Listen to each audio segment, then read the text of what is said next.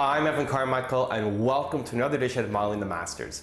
I believe that the fastest and most effective way to grow your business is to model the strategies of people who've already done what you're trying to do.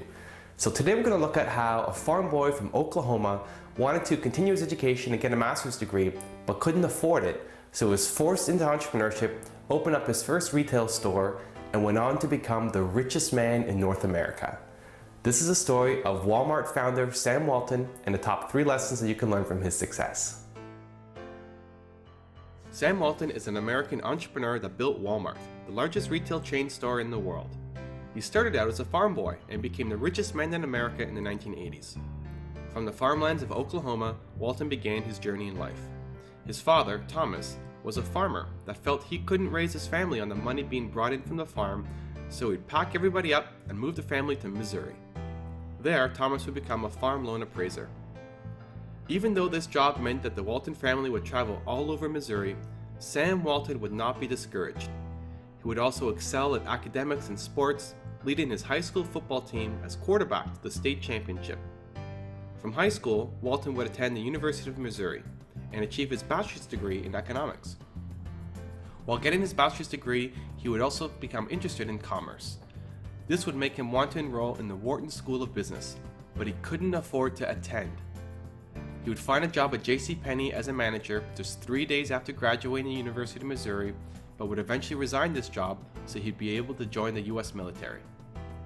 After serving as a security officer in the US Army Intelligence Corps for 3 years, Walton would resign his captain's commission.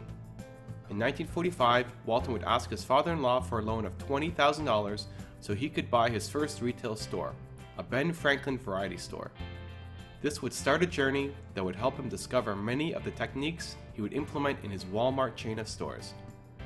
These remarkable chains of events would make Walton worth more than $23 billion in the 1980s, and today, Walmart brings in more than $300 billion annually, along with the Sam's Club franchise Walton started, which brings in more than $40 billion annually.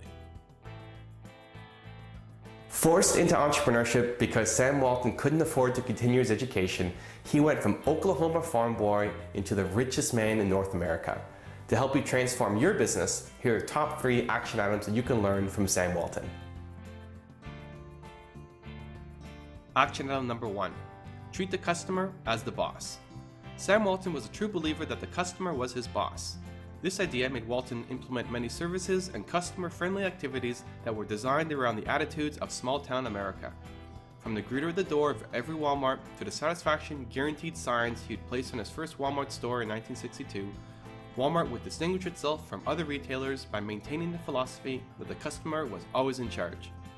According to Walton, there's only one boss, the customer, and he can fire everybody in the company from the chairman on down, simply by spending his money somewhere else. The 2 most important words I ever wrote were on that first Walmart sign, satisfaction guaranteed. They're still up there, and they've made all the difference.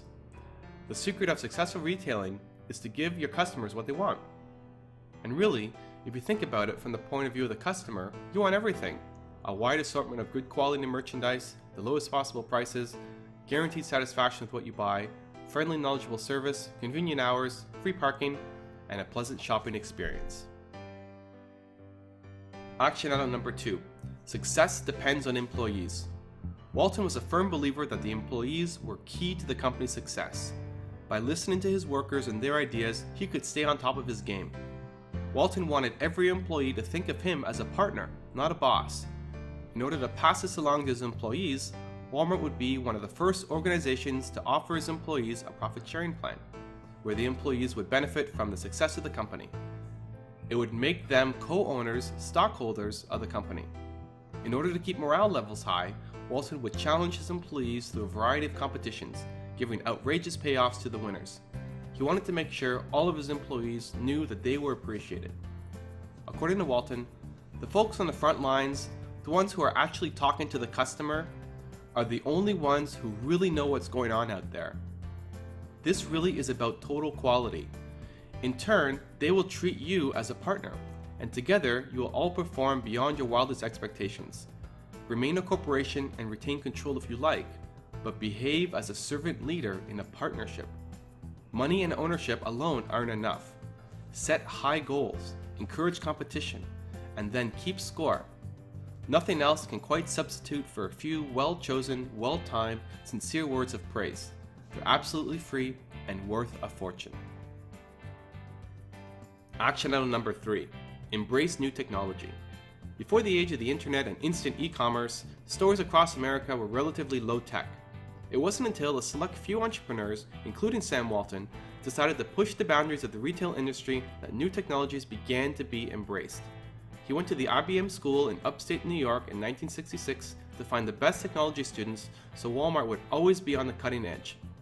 As an example, Walmart became one of the first stores to develop universal barcodes and was the first retail chain to use electronic scanners as cash registers. Not only did the cash register scan the individual items, it was networked to the inventory control computer so the stores would know when stock was running low and reorder was necessary. This allowed the stores to always be stocked with the items that sold the most. By implementing and embracing new technology, Walmart could grow faster and maintain a competitive edge. According to Walton, "I've always been driven to buck the system, to innovate, to take things beyond where they've been. A computer can tell you down to the dime what you've sold, but it can't never tell you how much you could have sold."